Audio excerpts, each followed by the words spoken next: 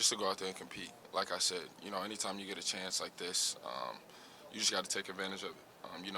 We were willing to play anyone on that schedule. We just wanted a second chance, and we got that. So, we got to put in the work in these upcoming weeks and these practices and get prepared, and we'll handle business when that time comes.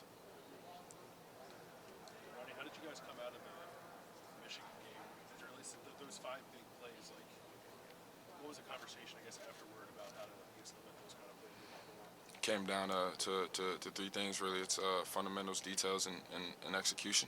We didn't do either of those things on those plays specifically, and you kind of see how that resulted.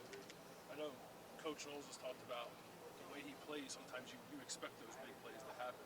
I think it's like five or fewer. He feels okay about that, right? Obviously, five kind of did you guys in that game.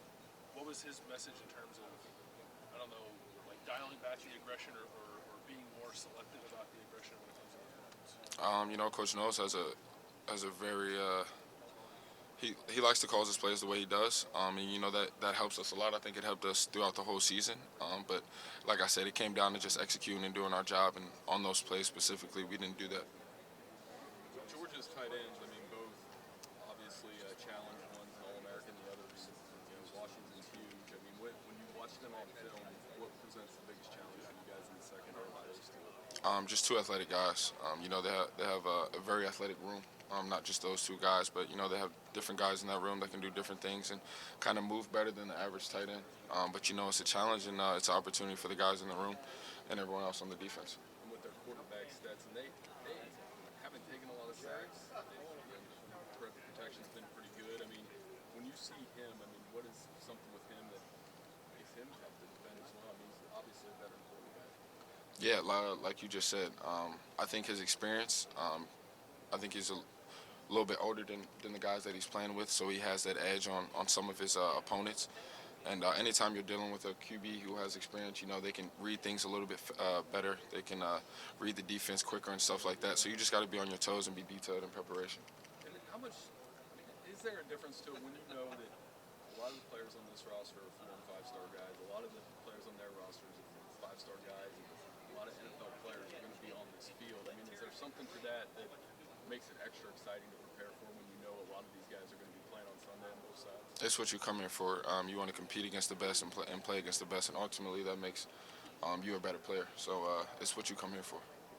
Ronnie, you guys have played good tight ends before. You guys have succeeded against good tight ends this year. Is there something different about Georgia knowing that they have two, like you said, versatile tight ends on the field at the same time? I mean, it's definitely going to be a challenge, like I said, but it's an opportunity for us to showcase our skills and as a defense to showcase that, whenever the challenge is presented, we're ready to take it on and handle business. You guys as a team feed off the national perception that actually back into it, they have to be here. Is that whole discussion point, is that something even any of you guys thought about? Nah, I mean, it doesn't really matter. Bottom line is what we plan in that game. So whether people feel like we should or shouldn't, it doesn't really matter because we are. And Michigan plays this year before you guys. Michigan, if they win, how much extra motivation will that be if you know that's the prize at the end? I mean, we gotta take it a day at a time, one practice at a time. Right now, we're focusing on Georgia. So if that time comes, or when that time comes, we'll deal with it then.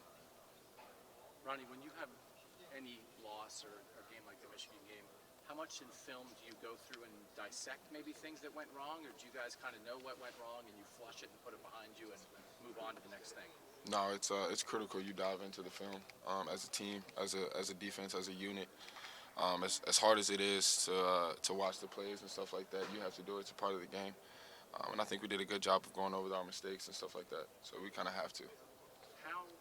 Nobody wants to make mistakes. You guys work every day to make sure they don't happen. But when you look at what happened, how fixable would you say some of the issues against Yeah, Michigan? very fixable, and I think that's what hurts us the most.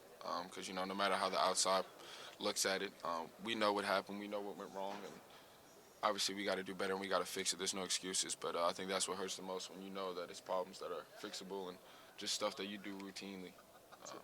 I can understand why that would hurt, right? But also, is there a part of it, and not that it's going to be easy against Georgia. Obviously, it's two great teams. But is there some idea of like, okay, we can make sure we don't do those things again in this next game, and if we don't make those same mistakes, we're going to be in a much better spot. Yeah, most definitely. Yep. Yeah, most definitely. Yep. Okay, so that's because sometimes it can just be like, oh man, like we did our best and a team still attacked us, right? Yeah, no, that definitely wasn't the case. So yeah, we got to correct the things that we need correcting on.